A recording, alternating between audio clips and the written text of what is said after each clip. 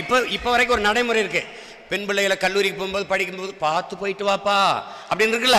அண்ணன் வந்த பிறகு ஆம்பளை பசங்களை பார்த்து போயிட்டு வாங்க ஐயா, ஐயா பார்த்து போயிட்டு வாங்க ஐயா, பொம்பளை பிள்ளைகளை தொட்டுறாதையா, அவன் சுட்டுருவான் ஐயா, பாத்தியா பாத்தியான். இப்போ அண்ணன் வந்துட்டேன், நாட்டை ஆளை வரேன்னு வச்சு நீரை உறிஞ்சி விற்கிற, நான் என்ன பண்ணுவேன்? தடை, தண்ணீர் விற்பனைக்கு தடை. இது முன்னாடி எவன் வித்தானோ அவனை புக்கி சிறையில் அடை.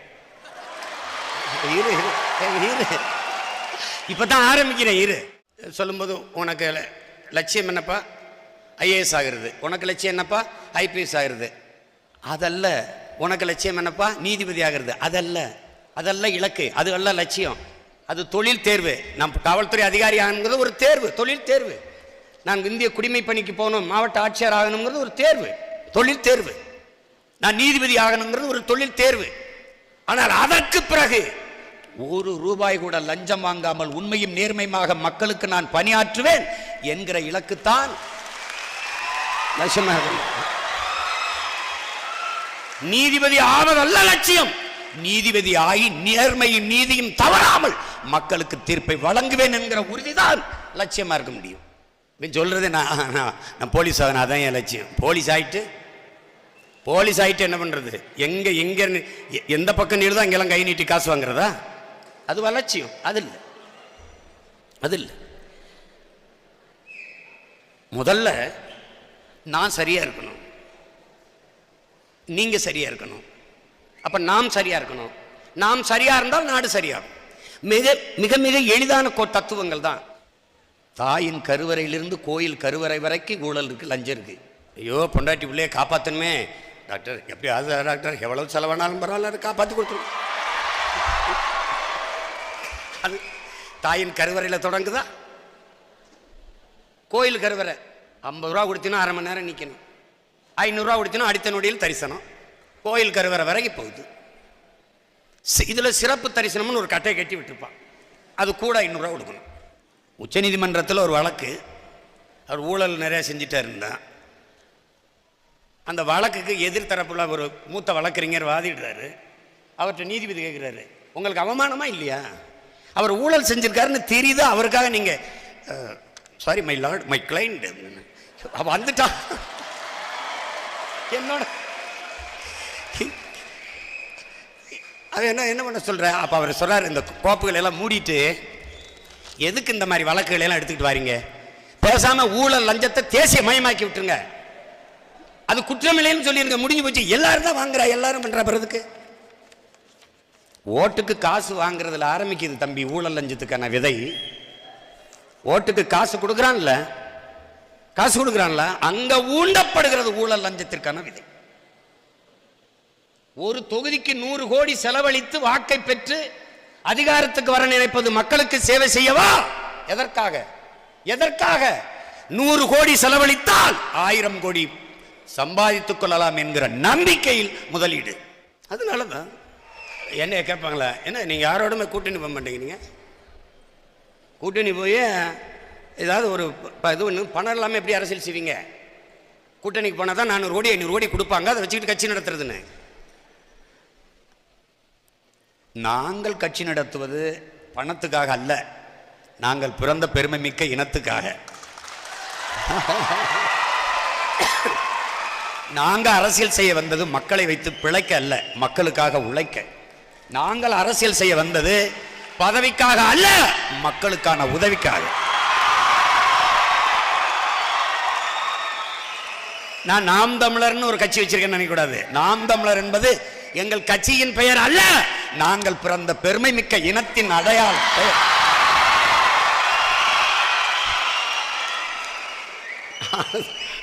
அதை புரிஞ்சுக்கணும். அது அறிவுறுத்துவாங்க நமக்கு, அக்கறையோடு சொல்றது மாதிரி சொல்லி. இவன் ஒருத்தன் தனியாக நின்று கத்திக்கிட்டு இருக்கானா, இவனை எப்படி காலி பண்ணுறதுக்கு தான் அது வேலை. யாரோடவா அது போ. இந்த பத்திரிகையாளர்லாம் கேட்பாங்க, கூட்டணி வைக்க மாட்டீங்களா? யாரோட வைக்கலான்னு சொல்லுங்கன்னா பதில் இல்லை. நான் ஊழல் லஞ்சத்தை ஒழிக்கணும்னு நினைக்கிறேன், யாரோட சேர்ந்து ஒழிக்கலாம்?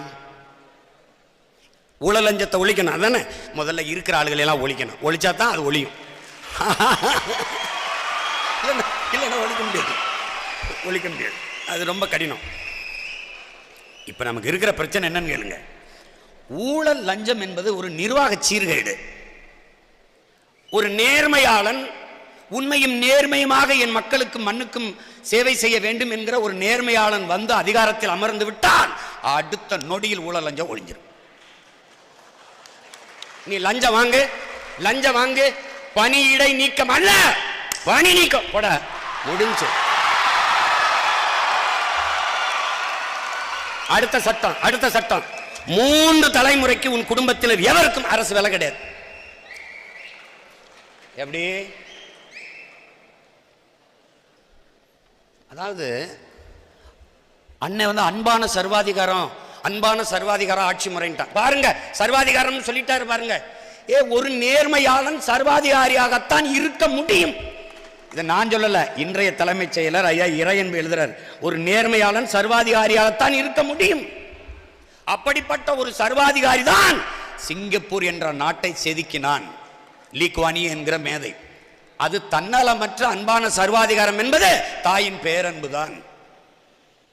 அதனால இன்னும் எளிமையாக விளக்குறேன் பாருங்க. ஒரு குழந்தை சாக கிடக்குது, உயிரை காப்பாற்றுகிற ஊசி மருந்து கையில் இருக்குது. ஊசியை போடும்போது குழந்தைக்கு வலிக்கும், போட்டால் தான் குழந்தை பிழைக்கும். இப்போ வலியை பொருட்படுத்தாமல் ஊசியை போட்டு அந்த குழந்தையை காப்பாற்றுவது தான் தன்னலமற்ற அன்பான சர்வாதிகாரம். குழந்தைக்கு வலிக்குமே நினைச்சா குழந்தை இறந்து போயிடும். படிக்காத மாணவர்களே, இந்த வீட்டு பாடத்தை இந்த பாடம் மனதில் பதிய வேண்டும் என்பதற்காக வீட்டில் போய் 3 முறை இந்த பாடத்தை எழுதிவா என்று சொல்வது மாணவனின் பார்வையில் ஆசிரியர் கொடுங்கோலர், சர்வாதிகாரி. ஆனால் அது ஆசிரியரின் நலனுக்கானது அல்ல, மாணவனின் எதிர்காலத்திற்கு நலனுக்கானது. இந்த செயல்தான் தன்னலமற்ற அன்பான சர்வாதிகார ஆட்சி முறை. அதில் செதுக்க முடியாது. 6 வயது பச்சிலம் குழந்தையை வன்புணர்வு செய்திடறான், கொலை செஞ்சிடறான், வன்புணர்வு செஞ்சிடறான். அவனை தூக்கி சிறையில் அடைக்கிறான். இந்த குழந்தையை சாக கொடுத்த பெற்றோர்கள் காசு இருக்குல்ல, வரி காசு, அதில் தான் அவன் சிறைக்குள்ள வந்து சாப்பிட்றான். எப்படிப்பட்ட கொடுமை பாருங்க. அப்போ என்ன பண்ணணும்? குழந்தையை எடுத்து அடக்கம் பண்ணுறதுக்குள்ள இவனை ஒரே ஒரு தோட்டா முடிச்சு அடக்கம் பண்ணிட்டோம்னா செட்டில் ஆகி.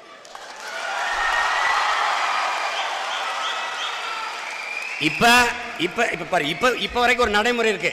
பெண் பிள்ளைகளை கல்லூரிக்கு போகும்போது படிக்கும்போது பார்த்து போயிட்டு வாப்பா அப்படின்னு இருக்குல்ல. அண்ணன் வந்த பிறகு ஆம்பளை பசங்களை பார்த்து போயிட்டு வாங்க ஐயா, ஐயா பார்த்து போயிட்டு வாங்க ஐயா, பொம்பளை பிள்ளைகளை தொட்டுறாதையா, அவன் சுட்டுருவான் ஐயா, பாத்தியான். பயம் இருக்கணும். பயம் மட்டும்தான், மரண பயம் மட்டும்தான் மானுட சமூகத்தை ஒழுங்குபடுத்தும். உயிர் பயம் ஒண்ணுதான் ஒழுங்குபடுத்தும். தம்பி, ஒரு ஓட்ட பந்தயத்தில் 2 கோட்டை போட்டு இதுக்குள்ள ஓடுன்னு சொல்றான் தம்பி, ட்ராக்குன்னு. ஒரு ஓட்டத்துக்கே எப்படி இருக்குன்னா ஒரு விதி இருக்குன்னா நாட்டுக்கு இருக்கும், இல்லைன்னா செதுக்க முடியாது. பனைமரத்தனி அப்படியே விட்டினா மரமாகுமா? கருக்கு மட்டை வச்சு அப்படியே இருக்கும், ஒன்றும் பண்ணாது, ஒன்றுமே செய்ய முடியாது. அப்போ ஒரு கத்தியை வச்சு என்ன பண்ணணும்? மட்டையை கழிக்கணும். பனைக்கு வலிக்கும், ஆனால் கழிக்கணும். கழிச்சா தான் பனையாகும். அப்போ தான் சமூகத்தை மாற்ற முடியும். இதை பேசினா அந்த அவங்க ஓட்டு போடுவாங்களா, இதை பேசினா அவங்க ஓட்டு போடுவாங்களா? அது ஓட்டுக்காக நிற்கிறவன், நாட்டுக்காக நிற்கிறவன் அதெல்லாம் பார்க்கக்கூடாது. வேஷம் தீரணும். நான் தான் சொல்கிறேனே, ஓட்டா போடு, போடலைன்னா போ, என் கடமை. நமக்கு இருக்கிற பிரச்சனை ஊழல் லஞ்சத்தை ஒழிச்சிட முடியும். இப்போ அண்ணன் வந்துட்டேன், நாட்டை ஆள வரேன்னு வச்சு நீரை உறிஞ்சி விற்கிற, கேட்டுக்க தங்கச்சியை படிச்ச நீரை உறிஞ்சி விற்கிற, நான் என்ன பண்ணுவேன்? தடை, தண்ணீர் விற்பனைக்கு தடை. இது முன்னாடி எவன் வித்தானோ அவனை புக்கி சிறையில் அடை. இப்பதான் ஆரம்பிக்கிறேன். அவன் வந்தோடனே எத்தனை ஆண்டுகள் வித்த மினரல் வாட்டர், நீ அதில் மினரல் இருந்துச்சா சொல்லு? 15 வயசு பிள்ளைக்கு முட்டி வலி வருது ஏன்? ஏன்னா தண்ணீரில் இருக்கக்கூடிய அந்த உடலுக்கு திறன், ஆற்றல் தரக்கூடியதை அவன் அழிச்சிடறான். வார்த்தையில மினரல் விட்டு மினரலை கொண்டுறான். அது என்ன எவன்ட உரிமை பெற்ற? உண்மையிலே மனிதர்கள், மானுடர்கள் குடிக்கிறதுக்கான தகுதி இந்த தண்ணீரில் இருக்கா? அது யாருக்காவது தெரியுமா? தண்ணீர் எப்படி விற்பனைக்கு வந்துச்சு? உலக உயிர்களின் உயிர் உடைமையாக, உயிர் தேவையாக இருக்கிற நீர் எப்படி சந்தை பொருளாச்சு? எப்படி நீ விற்கலாம்? எப்படி விற்கலாம்? அறிவை வளர்க்கும் கல்வி, உயிரை காக்கும் மருத்துவம், உலக உயிர்களின் உயிர் தேவையான நீர் எப்படி வியாபார பொருளாச்சு? என் வகுப்பறை எப்படி வர்த்தகரையா மாறிச்சு? ஒரு நாட்டின் எதிர்காலம் அந்த நாட்டின் வகுப்பறையில் தீர்மானிக்கப்படுதுங்கிறானே, என் வகுப்பறை எப்படி வர்த்தகரையாச்சு, வியாபார கூடமாச்சு? எப்படி ஆச்சு? எப்படி ஆச்சு? யார் செஞ்சது? ஆனா உனக்கு என்ன, திடீர்னு நின்றாப்புல மூச்சு முட்டுதுனே, மூச்சு விட திணறுது நின்று தொலைக்காட்சி திருப்பினா, எனக்கு ரொம்ப மூச்சு விட சிரமமாக இருந்தது. அப்போது பங்கஜ கஸ்தூரியை கொடுத்தார்கள். அப்புறம் ஆளுக்கு ஒரு கஸ்தூரியை கையில் வச்சுட்டு இப்படியே திரிய வேண்டியதான். காட்டப்புறா வெட்டிட்டு ரோட்டை போட்டுட்டு இந்த பயலுக 4100 கோடி தூய காற்றுக்கு பட்ஜெட். மாண்புமிகு நிதியமைச்சர் அவர்கள் 4100 கோடி தூய காற்றுக்கு என்று ஒதுக்கியது இருக்கு. ஒருத்தன் எடுத்து பேசுறேன், நான் ஒருத்தன் தான் கேட்டேன், தூய காற்றை எங்க இருந்துமா வாங்கிட்டு வருவீங்க, எங்கேம்மா விற்கிது, அதை எங்களுக்கு எப்படிமா கொடுப்பீங்க? இப்படி இந்த பக்கத்தில் ஒரு சிலிண்டர் மாதிரி போட்டு மூக்கில் மாட்டி விட்டு அப்படி ஏய், அப்பதான் நான் சொன்னேன், இந்த பைத்தியக்கார பயில்கிட்ட மாட்டிக்கிட்டு நம்ம படுற பாடு இருக்க.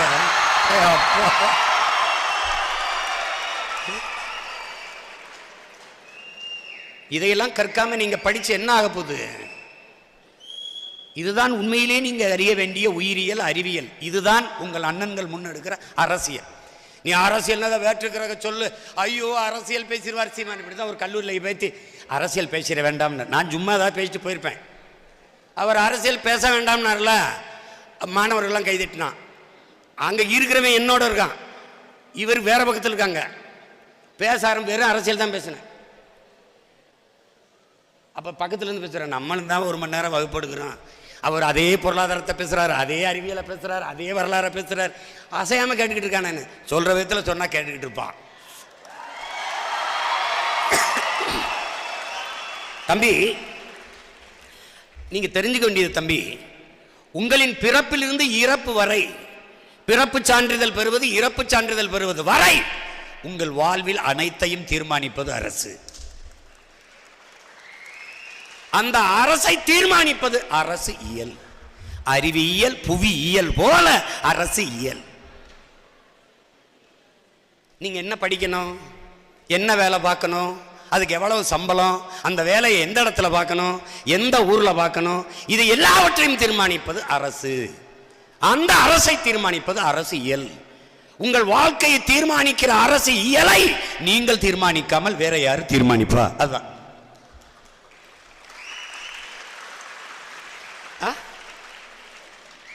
படிக்கிற மாணவர்கள் அரசியல் பேசலாமா? படிக்கிற மாணவர்கள் ஓட்டு போடலாம், அரசியல் பேசக்கூடாதா? எப்படி இருக்கு? மாணவர்கள் வாக்கு செலுத்தலாம். இங்க ஒரு விதி இருக்கு பாருங்க. 21 வயதில் நீ மாவட்ட ஆட்சி பணிக்கு படிச்சுட்டு வந்து, இந்திய குடிமை பணிக்கு படிச்சுட்டு வந்து தேர்தலை நடத்திற தகுதி வருது. ஆனா 25 வயதுல தான் வாக்கு செலுத்துவதற்கான தகுதி வருதுன்னு சொல்லு. தேர்தலையே நடத்துகிற தகுதி வந்து விடுது 21 வயதில்.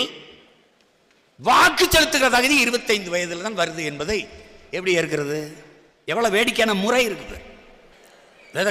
காணொலி அனுப்பியிருக்கான், உங்க அலைபேசியில் கூட இருக்க வாய்ப்பு இருக்கு. என்னங்க இந்த துணிவை போட்டாங்க, இந்த இதை போடலங்க, இந்த வாரிசை போட்டிருக்காங்க, துணிவு வரலங்க, 6 மணி நேரமா காத்திருக்கோங்க, இதை போடுறதுக்கு என்னங்க உங்களுக்கு பிரச்சனை? படம் ஒரு 1 மணி நேரம் தாமதமாக போட்டதுக்கு சண்டைங்க, போராட்டம். எதுக்கும் போராடல, இதுவரை எதுக்கும் போராடல. ஒரு போராட்டம் ராசிபுரத்தில், அந்த தெருவில் ஓட்டு காசு கொடுத்துட்டு எங்க தெருவில் கொடுக்கல, அதுக்கு மக்கள் வீதியில் வந்து போராடினாங்க. அதுக்கப்புறம் இது ஒரு போராட்டம், சிறந்த போராட்டம். எனக்கு பாதை இல்லை, குடிக்க நல்ல தண்ணி இல்லை, இருக்க வீடு இல்லை, படித்ததுக்கு வேலை இல்லை, எதுக்கும் போராட வந்ததில்லை. அப்படின்னா ஒரு தலைமுறை எதை நோக்கி பயணிக்கிறது என்பதை அன்பு தம்பி தங்கைகள் சிந்திக்கணும். திரைப்படம் பாருங்க, பார்க்க வேணாம் நான் சொல்லலை. பொழுதுபோக்கிலும் கேளிக்கையிலும் அதிகம் நாட்டம் கொண்ட ஒரு இனத்தின் மக்களை புரட்சிக்கு தயார் செய்ய முடியாது. ஐயா மம்முட்டி அவர்கள்ட்ட கேட்குறாங்க, நீங்கள் அரசியலுக்கு வருவீங்களான்னு. எங்கள் மக்கள் திரையரங்குகளில் தலைவர்களை தேடுவதில்லையேன்னு போயிட்டார். அவர் சாதாரணமாக சொல்லிட்டு போனார், ஆனால் அது எவ்வளவு சிந்திக்க வேண்டிய செய்திங்கிறத நீங்கள் புரிஞ்சுக்கணும்.